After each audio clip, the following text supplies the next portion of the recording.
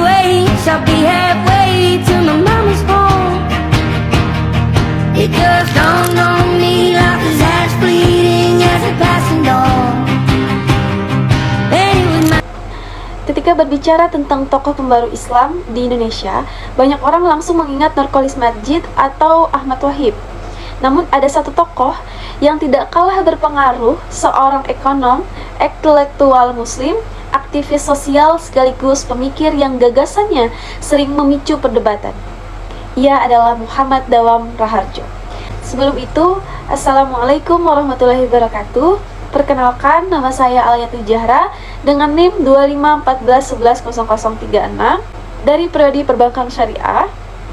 Di sini saya membuat video telling story untuk pemenuhan tugas UAS mata kuliah Metodologi Islam dengan dosen pengampu Ibu Padiah Adlina.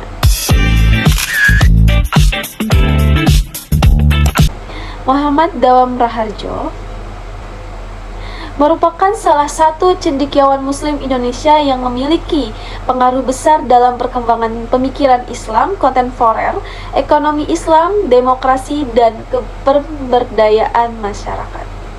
Beliau lahir di Solo, Jawa Tengah pada tanggal 20 April 1942 dan wafat di Jakarta pada tanggal 30 Mei 2018. Beliau merupakan anak pertama dari 8 bersaudara.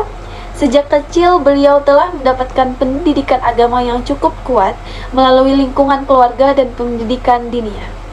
Karena keberaniannya dalam menyampaikan gagasan-gagasan kritis mengenai agama, demokrasi, pluralisme, dan kebebasan berpikir, Dawam Raharjo sering dijuluki sebagai Voltaire dari Solo. Julukan tersebut menunjukkan bahwa beliau adalah seorang intelektual yang berani menyampaikan pemikiran yang berbeda dari arus utama dan tidak takut menyampaikan kritik terhadap berbagai persoalan sosial maupun keagamaan. Keistimewaan Dawam Raharjo terletak pada kemampuannya menggabungkan berbagai bidang ilmu sekaligus seperti ekonomi, pemikiran Islam, aktivis sosial, pendidikan masyarakat, pembangunan ekonomi umat, dan demokrasi.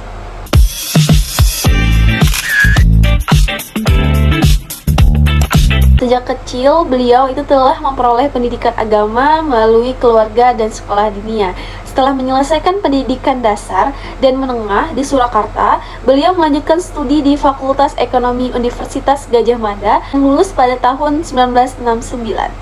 Latar belakang pendidikan ekonomi sangat mempengaruhi cara berpikir beliau dalam memahami Islam. Menurut Dawam Raharjo, Islam tidak hanya berbicara tentang ibadah ritual semata, tetapi juga harus mampu menjawab persoalan kesejahteraan masyarakat, keadilan sosial, pembangunan ekonomi umat, dan pemerataan kesejahteraan. Karena kontribusinya dalam bidang ekonomi pembangunan dan pemikiran sosial, pada tahun 1993 beliau dikukuhkan sebagai guru besar ekonomi pembangunan di Universitas Muhammadiyah Malang.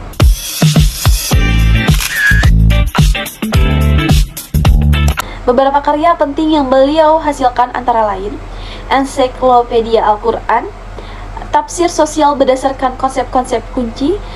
Kedua ada dari Paradigma Al-Quran, Metodologi Tafsir dan Kritik Sosial. Ketiga ada Islam dan Transformasi Sosial Ekonomi. Yang keempat ada Masyarakat Madani. Yang kelima, ada intelektual inteligensi dan perilaku politik bangsa, ekonomi politik pembangun, Islam dan pemberdayaan ekonomi umat, pesantren dan pembaharuan, serta koperasi dalam perspektif ekonomi Islam.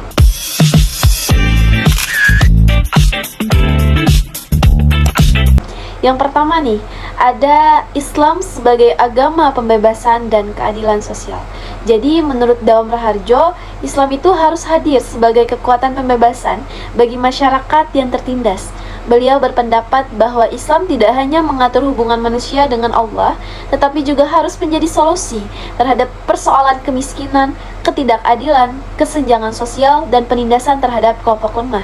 Tujuan utama Islam itu menurut beliau adalah mewujudkan masyarakat yang adil, makmur, dan sejahtera. Karena itu beliau mendukung ekonomi kerakyatan, koperasi, zakat produktif, pemberdayaan UMKM, distribusi kekayaan yang adil, serta pengembangan ekonomi syariah yang berorientasi pada kesejahteraan umat. Salah satu kontribusi terbesar Dawam Raharjo adalah pengembangan tafsir sosial Al-Quran. Menurut beliau, Al-Quran itu harus dipahami tidak hanya secara tekstual, tetapi juga secara kontekstual, sesuai perkembangan zaman. Sebagai contoh, ayat tentang keadilan dapat dikaitkan dengan masalah kemiskinan dan ketimpangan sosial.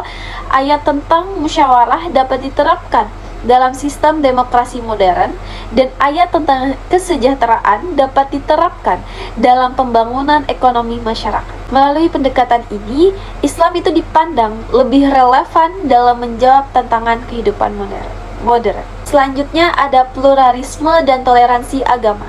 Dawam Raharjo juga dikenal sebagai tokoh yang memperjuangkan pluralisme dan toleransi. Menurut beliau, Indonesia itu merupakan negara yang majemuk, sehingga umat Islam harus mampu hidup berdampingan secara damai dengan pemeluk agama lain dan menghormati hak-hak kelompok minoritas.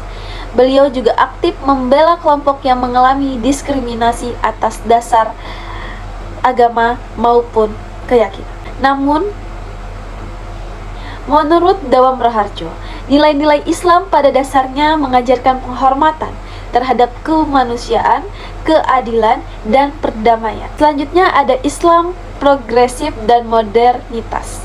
Dawam Raharjo itu termasuk salah satu pelopor Islam di Indonesia. Beliau berpandangan bahwa Islam itu harus terbuka terhadap perkembangan ilmu pengetahuan, mendukung demokrasi, menghargai hak asasi manusia, mampu berdialog dengan modernitas, dan memberikan solusi terhadap tantangan zaman. Beliau menolak pandangan yang memisahkan agama dari persoalan sosial dan pembangunan masyarakat. Selanjutnya ada kebebasan beragama. Salah satu pemikiran Dawam Raharjo yang paling kontroversial adalah pandangannya mengenai kebebasan beragama. Menurut beliau, negara itu harus menjamin kebebasan setiap warga negara untuk menentukan keyakinannya tanpa ada paksaan. Pandangan ini menimbulkan perdebatan karena sebagian kalangan menilai bahwa konsepnya terlalu liberal dan berpotensi bertentangan dengan pemahaman keagamaan yang lebih konservatif.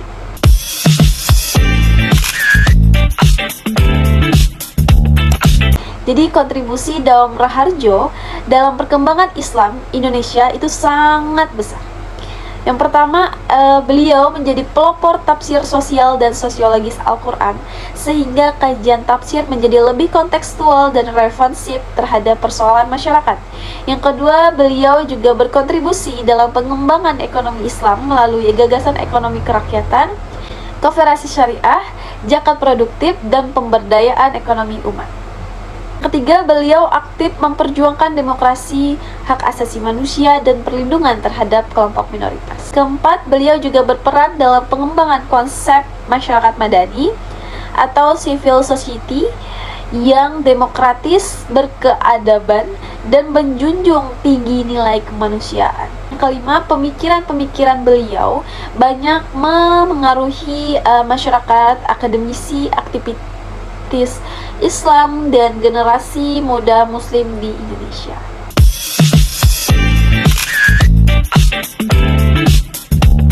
Jadi menurut saya pribadi, Dawam Raharjo itu merupakan tokoh yang sangat cerdas dan berani dalam menghubungkan Islam dengan realitas sosial modern. Banyak nih pemikirannya sangat relevan, terutama mengenai keadilan sosial, pemberdayaan ekonomi umat, pendidikan, demokrasi, dan perlindungan terhadap kelompok yang lemah. Latar belakang pendidikan ekonomi membuat Dawam lebih sensitif terhadap persoalan kemiskinan dan ketimpangan sosial. Selain itu juga pengalaman organisasinya serta kondisi Indonesia yang multikultural turut memengaruhi pandangannya tentang pluralisme dan demokrasi. Saya menilai nih bahwa kelebihan terbesar dari beliau itu adalah keberhasilannya menunjukkan bahwa Islam itu tidak hanya berbicara tentang ibadah ritual, tetapi juga mengenai misi sosial yang kuat untuk mewujudkan kesejahteraan masyarakat. Pemikiran ini memberikan kesadaran bahwa ajaran Islam harus mampu menjawab berbagai persoalan nyata yang dihadapi umat dan masyarakat secara luas. Namun demikian, terdapat beberapa pemikirannya yang perlu kita kritisi nih, khususnya terkait pluralisme agama dan kebebasan beragama yang dipahami secara sangat luas. Pandangan ini itu sering menimbulkan perdebatan karena dianggap dapat menimbulkan penafsiran yang berbeda-beda mengenai batas-batas toleransi dalam Islam. Islam memang mengajarkan toleransi sebagaimana firman Allah dalam surah Al-Baqarah ayat 256 yang bacanya la ikraha fid din. Artinya, tidak ada paksaan dalam agama. Akan tetapi, menurut saya, toleransi dalam Islam itu tetap harus berjalan seiring dengan prinsip akidah. Seorang muslim itu wajib menghormati pemeluk agama lain, tidak memaksakan keyakinan, serta hidup berdampingan secara damai dalam kehidupan bermasyarakat. Namun pada saat yang sama, seorang muslim juga tetap meyakini bahwa Islam adalah agama yang benar sebagaimana yang diajarkan dalam Al-Quran dan hadis. Karena itu saya berpendapat bahwa negara itu harus menjamin nih kebebasan warga negara dalam menjalankan keyakinannya. Masyarakat harus menghormati perbedaan dan umat Islam harus menjaga akidah serta nilai-nilai syariat sebagai pedoman hidup. Dengan demikian, pemikiran Dawam Raharjo dapat dipahami secara proporsional, yaitu mengambil nilai-nilai positif yang beliau perjuangkan seperti keadilan, kemanusiaan, pendidikan, dan toleransi tanpa harus mengabaikan prinsip-prinsip dasar ajaran Islam. Dengan kata lain, toleransi itu tidak berarti menghilangkan keyakinan. Keterbukaan tidak berarti bebas tanpa batas, dan modernitas tetap harus berjalan bersama nilai-nilai Islam. Melalui keseimbangan tersebut, umat Islam dapat berpartisipasi aktif dalam kehidupan modern, menghargai keberagaman, sekaligus tetap menjaga identitas dan komitmen keagamaan.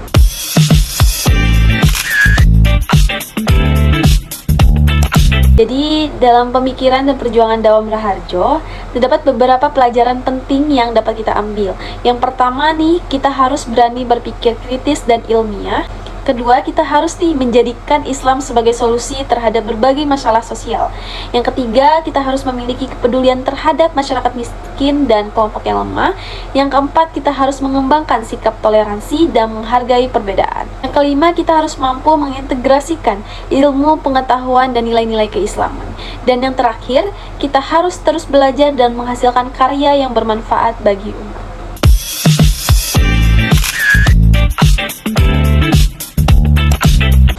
Sebagai seorang muslim, kita perlu mengambil nilai-nilai positif dari pemikiran Dawam Raharjo, terutama semangat keilmuan, kepedulian sosial, dan perjuangan terhadap keadilan. Di sisi lain, kita juga harus bersikap kritis terhadap setiap pemikiran yang berkembang dengan tetap menjadikan Al-Quran dan Sunnah sebagai pedoman utama.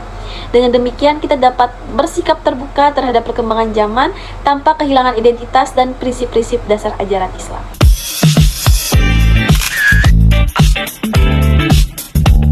Muhammad Dawam Raharjo itu merupakan salah satu cendekiawan muslim di Indonesia yang memberikan kontribusi besar dalam bidang ekonomi Islam dan tafsir sosial Al-Quran, demokrasi, pluralisme, hak asasi manusia, dan pemberdayaan masyarakat.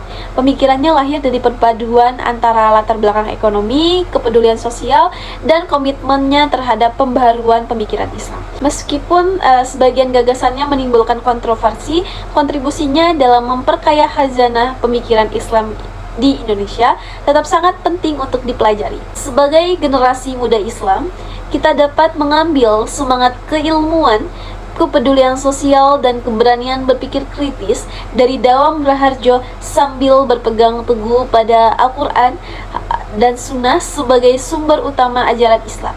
Demikian video ini yang bisa saya sampaikan dan saya jelaskan tentang tokoh Dawam Raharjo. Terima kasih yang sudah menonton dan mohon maaf apabila terdapat kesalahan dalam penyampaian materi saya. Wassalamualaikum warahmatullahi wabarakatuh.